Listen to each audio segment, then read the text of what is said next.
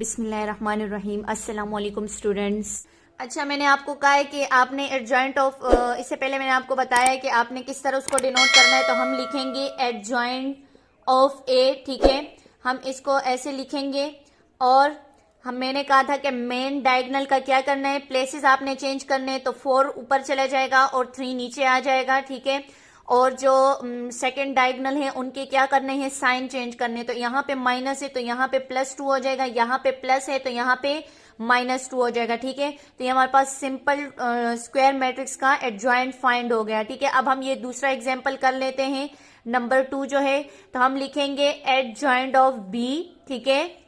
Adjoint of B equal to, अब हम इनके प्लेसेस चेंज करेंगे मेन डायगोनल के।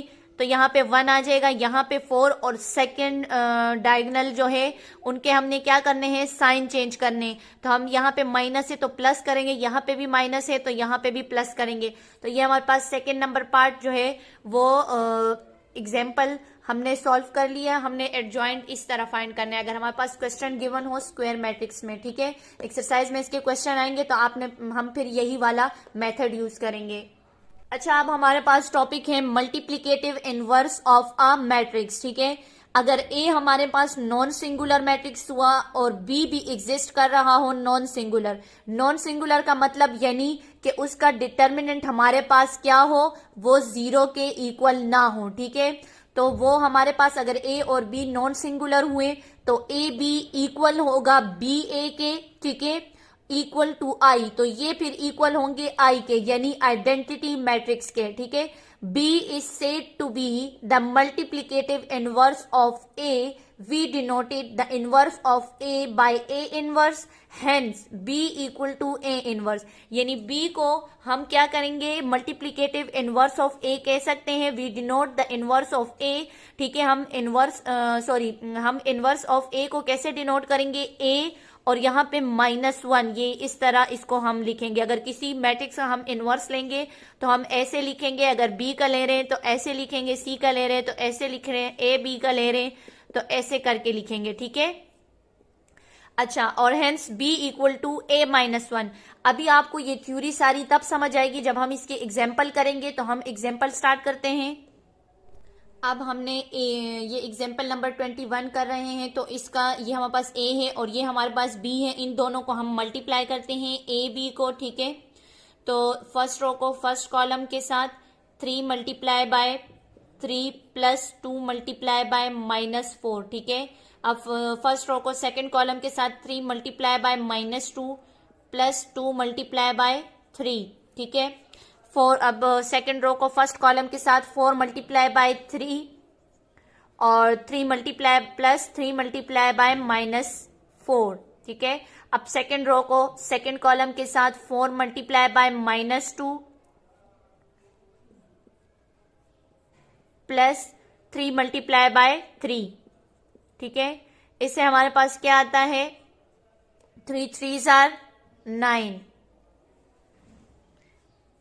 प्लस 4 2s आर 8, लेकिन यहां पे हमारे पास माइनस आएगा, plus minus minus, 3 2s are 6, ठीक है, और plus minus minus 2 3s are 6, 4 1s are 4, 4 2s are 8, 4 3s are 12, plus minus minus 4 3s are 12, 4 2s are 8, plus minus minus 3 3s are 9, ठीक है। अच्छा, 9 -8 से 1 आता है, प्लस 6 से -6 से हमारे पास 0 आता है, 12 -12 से हमारे पास 0 आता है, प्लस माइनस 9 में से 8 माइनस किया तो 1 आ गया। तो ये हमारे पास किस चीज के इक्वल आ रहा है, ए बी हमारे पास आइडेंटिटी मैट्रिक्स के इक्वल आ रहा है, ठीक है। अगर हम कभी भी जो है इनवर्स फाइंड करेंगे, यानी हमें बी चाहिए, ठीक है, हमें सिर्फ बी चाहिए और हम ए को उस साइड पे शिफ्ट कर लेंगे तो ये हमारे पास ए इनवर्स आता है। तो हमने जो पीछे पढ़ा था कि हमारे पास क्या है, पीछे हमने एग्जाम्पल में पढ़ा था कि B is said to be the multiplicative inverse of A, ठीक है। B को हम क्या कह सकते हैं कि वो इनवर्स है ए का, तो हम इसको इसलिए इस तरह बोल सकते हैं क्योंकि जब हमें बी का वैल्यू चाहिए होगा तो हम ए को उस साइड पे शिफ्ट करेंगे तो वो इनवर्स में आ जाएगा, ठीक है। इसी तरह जब हम बी और ए को भी मल्टीप्लाई करेंगे, यहाँ पे इन्होंने किया हुआ है, आप बुक में देख सकते हैं। इन्होंने बी और ए, बी को पहले लिखा फिर ए को लिखा, उनको भी मल्टीप्लाई किया तो वहां से भी आइडेंटिटी मैट्रिक्स ही आएगा। तो इन्होंने लिखा है कि A B equal to I और B A B equal to I है, ठीक है। तो therefore A is the inverse of B, तो हम कह सकते हैं कि ए जो है इनवर्स है बी का और बी इनवर्स है ए का, ठीक है। तो ये हमारे पास एग्जांपल नंबर 21 हो गया। अब जो है हम आगे एक टॉपिक करते हैं। अच्छा, अब टॉपिक है use of adjoint method to calculate inverse of a non singular matrix, ठीक है। अगर हम किसी चीज का डिटर्मिनेंट लेंगे और वो जीरो के इक्वल आ गया तो एक तो वो सिंगुलर मैट्रिक्स है, ठीक है। उसके बाद जो है हम उसका ना एडजॉइंट ले सकते हैं ना इनवर्स ले सकते हैं। तो अगर जीरो आता है ए डिटर्मिनेंट तो क्वेश्चन वहीं पे खत्म हो जाता है, ठीक है। क्वेश्चन वहीं पे खत्म हो जाता है, हम उसका एडजॉइंट नहीं ले सकते, उसका इनवर्स वगैरह नहीं ले सकते, ठीक है। और अगर हमारे पास नॉन सिंगुलर आंसर आया, यानी मतलब 2 आ गया या फॉर एग्जांपल 3 आ गया, इस तरह कोई आ गया, तो हम उसका एडजॉइंट ले सकते हैं, ठीक है। आप ये इनवर्स उसका ले सकते हैं। आप ये बात जहन में रखें, अगर कहीं पे आपका डिटर्मिनेंट जीरो आया और आपको क्वेश्चन में आगे एडजॉइंट का भी बोला हुआ है और या 2 पार्ट्स दिए हुए या जितने भी, लेकिन उसका आंसर जीरो आया तो बस वो वहां पे खत्म हो गया। अगर डिटर्मिनेंट जीरो आता है तो फिर आगे क्वेश्चन सॉल्व नहीं होता। अच्छा, हमारे पास एक मैट्रिक्स है, वो जनरल मैट्रिक्स ही ले लेंगे, ठीक है। A B C and D, ठीक है। ये हमारे पास जनरल मैट्रिक्स हो गया। अभी हम इसका एडजॉइंट भी लेंगे क्योंकि यहाँ पे हमें बताया गया है, ठीक है। और उसके बाद जो है ना डिटर्मिनेंट भी लेंगे, क्योंकि हम जब इनवर्स फाइंड करते हैं तो इनवर्स का फॉर्मूला है A inverse equal to 1 by A determinant और एडजॉइंट ऑफ ए, ठीक है। आपको ये ए इनवर्स का फॉर्मूला याद होना चाहिए। ए इनवर्स के लिए आप डिटर्मिनेंट लेंगे और एडजॉइंट ऑफ ए लेंगे। जब भी आपको कहा गया हो क्वेश्चन में कि आप इनवर्स फाइंड करें तो सबसे पहले आप डिटर्मिनेंट फाइंड करेंगे। अगर डिटर्मिनेंट जीरो आया तो क्वेश्चन वहीं पे आप रोक देंगे, ठीक है। लेकिन अगर जीरो नहीं आया तो फिर आप जो है ना डिटर्मिनेंट तो फाइंड कर दिया होगा आप लोगों ने, फिर आप एडजॉइंट ऑफ ए ले लेंगे, ठीक है। जो मतलब या जोन सा मैट्रिक्स गिवन हो उनका नाम लिख लेंगे यहाँ पे, तो एडजॉइंट ले लेंगे।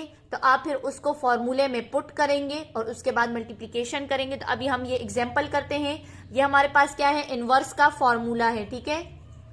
आप अपने पास ये नोट कर ले कि इनवर्स का फॉर्मूला क्या है। A inverse equal to 1 by A determinant adjoint of A, ठीक है। ये हमारे पास फॉर्मूला है इनवर्स का।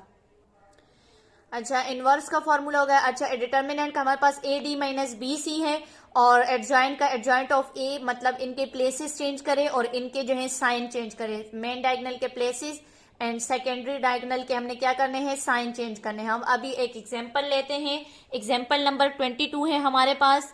ए इक्वल टू -2 -1 3 एंड 4, ठीक है। सबसे पहले हम क्या करेंगे, इसका डिटर्मिनेंट लेंगे। इसका डिटर्मिनेंट लेंगे A determinant equal to -2 -1 3 and 4, ठीक है।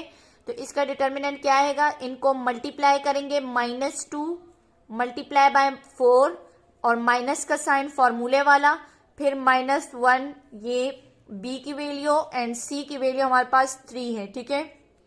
4 2s are 8 -8 3 1s are 3 minus minus plus plus minus minus equal to -8 में से 3 माइनस करेंगे तो हमारे पास 5 आ गया। तो ये हमारे पास जीरो के इक्वल नहीं है, यानी क्वेश्चन में भी हमें बताया गया कि हम नॉन सिंगुलर मतलब फाइंड कर रहे हैं ना। तो यहाँ पे ये हमारे पास नॉन सिंगुलर वैल्यू आ गई। इसके बाद हम क्या करेंगे, इसके बाद हम इसी मैट्रिक्स का एडजॉइंट लेंगे, ठीक है। हम एडजॉइंट ऑफ ए लेंगे। और अगर आपको मेरी वीडियोस या क्वेश्चंस आपको समझ आए हों तो आप लोग इसको लाइक करें, फ्रेंड्स के साथ शेयर करें, सब्सक्राइब करें मेरे चैनल को। अगर आपको कोई क्वेश्चन पूछना हो तो आप कमेंट बॉक्स में अपने क्वेश्चंस जो हैं वो लिख सकते हैं। शुक्रिया, अल्लाह हाफिज़।